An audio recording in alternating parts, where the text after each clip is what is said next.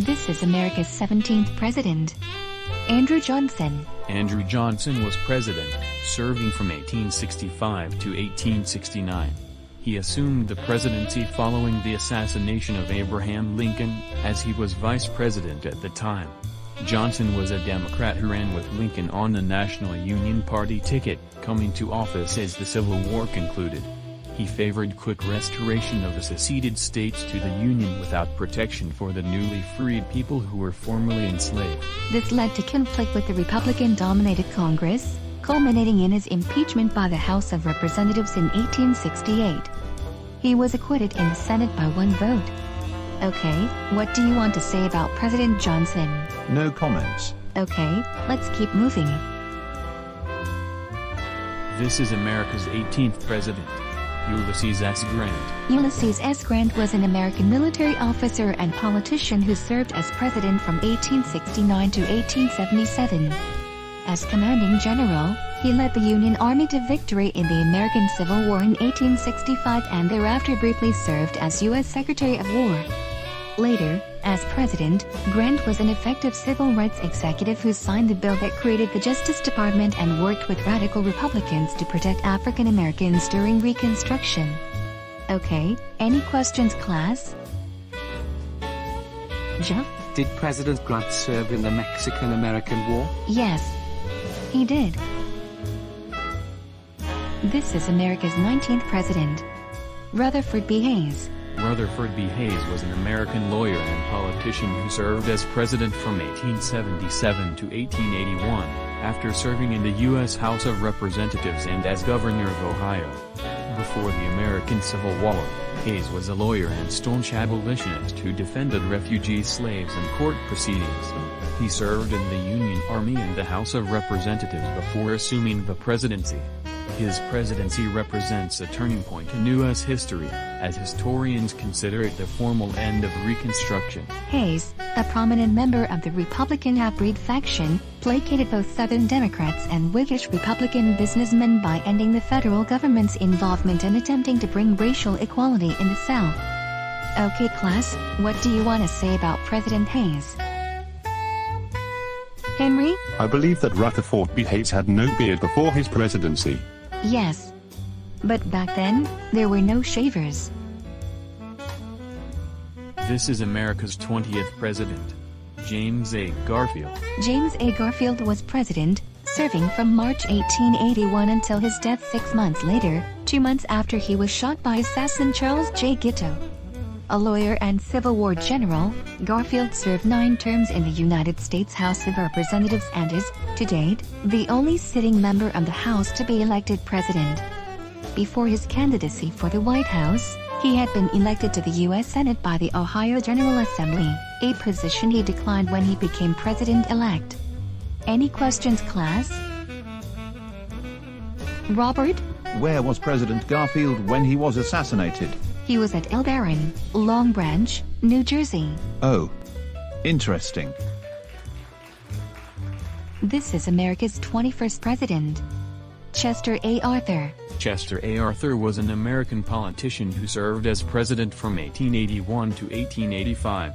He was a Republican lawyer from New York who previously served as the 20th vice president under President James A. Garfield.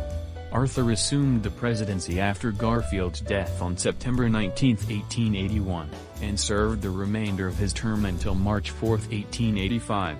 Okay, what do you want to say about President Arthur? Mr. Richardson. That appears to be some weird facial hair that Chester Arthur has. Yes, it kinda is. This is America's 22nd and 24th president, Grover Cleveland. Grover Cleveland was an American lawyer and politician who served as president from 1885 to 1889 and from 1893 to 1897. Cleveland is the only president in U.S. history to serve 2 non-consecutive presidential terms. He won the popular vote in 3 presidential elections, 1884, 1888, and 1892, though Benjamin Harrison won the Electoral College vote and thus the presidency in 1888. Cleveland was one of 2 Democrats elected president, followed by Woodrow Wilson in 1912. In an era when Republicans dominated the presidency between 1861 and 1933. Okay, any comments about President Cleveland? Luke. President Cleveland's first name is Stephen, right? That's right, Luke. You are so smart. This is America's 23rd president. Benjamin Harrison. Benjamin Harrison was an American lawyer and politician who served as president from 1889 to 1893. He was a member of the Harrison family of Virginia, a grandson of the 9th president, William Henry Harrison, and a great-grandson of Benjamin Harrison V, a founding father. Okay, any facts about President Benjamin? Adam? Benjamin Harrison was the very first president whose voice was recorded. Really? Wow. That's neat. Can we hear it, please? Sure. Okay, everybody, listen to this. President of the United States. I was the first American Congress in Washington, that was 5 plus our 200,000 who lived side by side in peace and prosperity. Benjamin Harrison. Now how about that? Wow. Adam, that is magnificent. I have never heard something like that before. Neither have I, Sissy. Very impressive. Thank you for sharing that with us. You're welcome. This is America's 25th president. William McKinley. William McKinley was president, serving from 1897 until his assassination in 1901. As a politician, he led a realignment that made his Republican Party largely dominant in the industrial states and nationwide until the 1930s. He presided over victory in the Spanish-American War of 1898, gained control of Hawaii, Puerto Rico, the Philippines, and Cuba, restored prosperity after a deep depression, rejected the inflationary monetary policy of free silver, keeping the nation on the gold standard, and raised protective tariffs to boost American industry and keep wages high. Okay, any questions about President McKinley? Ashley? Who assassinated William McKinley? He was assassinated twice by Leon Czolgosz. Oh. That sounded dreadful, didn't it? No doubt about that. Ah, finally. My favorite president. This is America's 26th president, Theodore Roosevelt. Theodore Roosevelt was an American politician, statesman, soldier, conservationist, naturalist, historian, and writer who served as president from 1901 to 1909.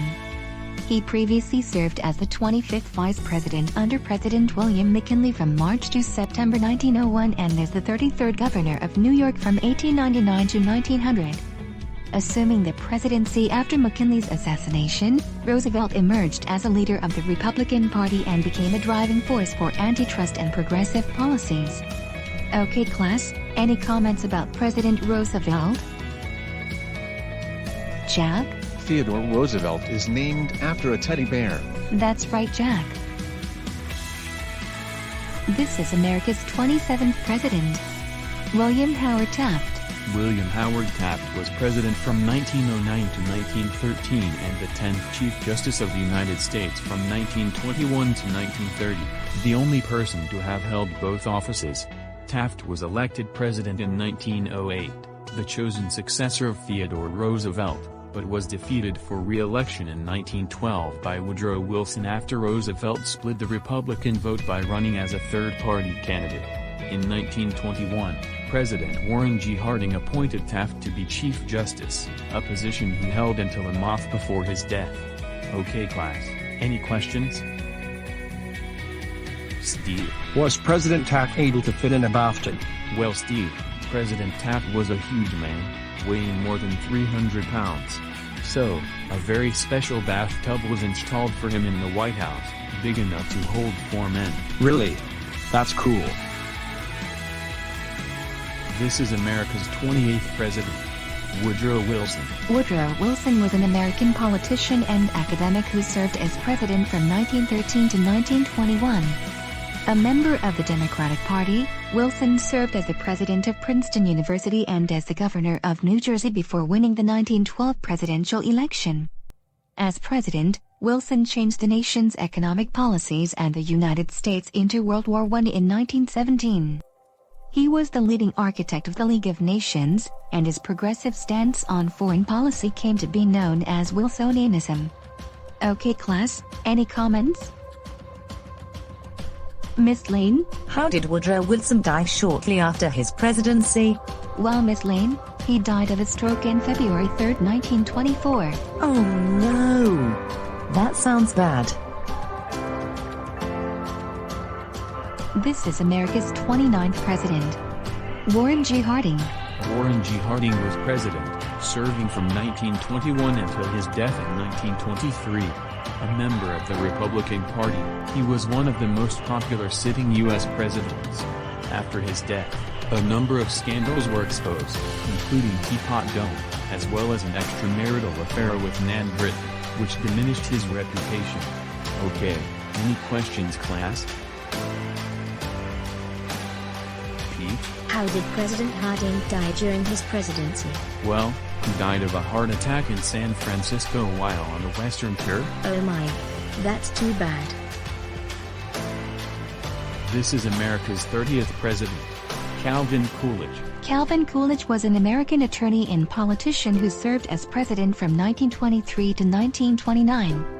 Born in Vermont, Coolidge was a Republican lawyer from New England who climbed the ladder of Massachusetts state politics, becoming its 48th governor. His response to the Boston police strike in 1919 thrust him into the national spotlight as a man of decisive action. The next year, Coolidge was elected the country's 29th vice president and succeeded the presidency upon the sudden death of President Warren G. Harding in 1923. Elected in his own right in 1924, Coolidge gained a reputation as a small government conservative with a taciturn personality and dry sense of humor that earned him the nickname Silent California. Though his popularity remained high, he chose not to run again in 1923, remarking that if he won, 10 years as president would be longer than any other man has had it. Too long. Okay class, what do you want to say? Well, nothing really. Well, okay, let's keep going. This is America's 31st president, Herbert Hoover. Herbert Hoover was an American politician who served as president from 1929 to 1933. He was a member of the Republican Party, holding office during the onset of the Great Depression in the United States. A self-made man who became rich as a mining engineer, Hoover led the Commission for Relief in Belgium, served as the director of the U.S. Food Administration, and served as the U.S. Secretary of Commerce. Okay, any facts about President Hoover? Barney? What did President Hoover do as a mining engineer? Well, I don't really know exactly. Me neither. This is America's 32nd president, Franklin D. Roosevelt. Franklin D. Roosevelt was an American statesman and political leader who served as president from 1933 until his death in 1945. He previously served as the 44th governor of New York from 1929 to 1933, the Assistant Secretary of the Navy from 1913 to 1920, and a member of the New York State Senate from 1911 to 1913. Okay class, any more facts about President FDR? Jack? Did you know that President Franklin Roosevelt was related to 12 U.S. presidents? No, I did not. Is that true? It sure is. He was related to 5 presidents by blood, and 6 by marriage. Here is what I learned. On the Roosevelt side, he was related to just 2. Theodore Roosevelt, his 5th cousin, and Martin Van Buren. And on the Delano side, he was related to 9 more. John Adams, James Madison, John Quincy Adams, William Henry Harrison, Zachary Taylor, Andrew Johnson, Ulysses S. Grant, Benjamin Harrison, and William Howard Taft. But he is also related to George Washington by marriage. How about that? Wow! What a legacy! That's really neat. Thank you for sharing that with us. You're so welcome.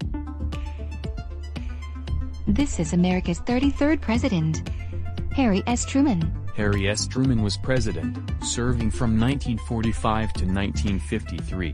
A leader of the Democratic Party, he previously served as the 34th vice president from January to April 1945 under Franklin Roosevelt and as a United States Senator from Missouri from 1935 to January 1945. Assuming the presidency after Roosevelt's death, Truman implemented the Marshall Plan to rebuild the economy of Western Europe and established both the Truman Doctrine and NATO to contain the expansion of Soviet communism. He proposed numerous liberal domestic reforms, but few were enacted by the conservative coalition that dominated the Congress. Okay, any questions, class? No, not this time. Oh. Okay, let's keep on moving. This is America's 34th president. Dwight D. Eisenhower. Dwight D. Eisenhower was an American military officer and statesman who served as president from 1953 to 1961. During World War II, he served as Supreme Commander of the Allied Expeditionary Force in Europe and achieved the 5-star rank as General of the Army. Eisenhower planned and supervised two of the most consequential military campaigns of World War II, Operation Torch in the North Africa Campaign in 1942 to 1943 and the D-Day invasion of Normandy in 1944. Alright, any questions, class? BJ? Sissy, didn't the future president serve as Eisenhower's vice president? Yes, BJ. Future President Richard M. Nixon served as Dwight D. Eisenhower's vice president. Cool. This is America's 35th president. John F. Kennedy. John F. Kennedy was an American politician who served as president from 1961 until his assassination in 1963. He was the youngest person to assume the presidency by election and the youngest president at the end of his tenure. Kennedy served at the height of the Cold War, and the majority of foreign policy concerned relations with the Soviet Union and Cuba. A Democrat, Kennedy represented Massachusetts in both houses of the U.S. Congress prior to his presidency. Okay, any comments about JFK? Goofy? Who assassinated President Kennedy? That's a good question, Goofy. He was assassinated by Lee Harvey Oswald in Dallas, Texas. Garwash. I guess Oswald must have hated JFK for some reason. Maybe. This is America's 36th president. Lyndon B. Johnson. Lyndon B. Johnson was an American politician who served as president from 1963 to 1969. He previously served as the 37th vice president from 1961 to 1963 under President John F. Kennedy, and was sworn in shortly after Kennedy's assassination. A Democrat from Texas, Johnson also served as a U.S. Representative, U.S. Senator and the Senate's Majority Leader. He holds the distinction of being one of the few presidents who served in all elected offices at the federal level. Okay, class, any questions about President LBJ? Anthony? Didn't President Lyndon B. Johnson declare a war on poverty? Yes. I think he did.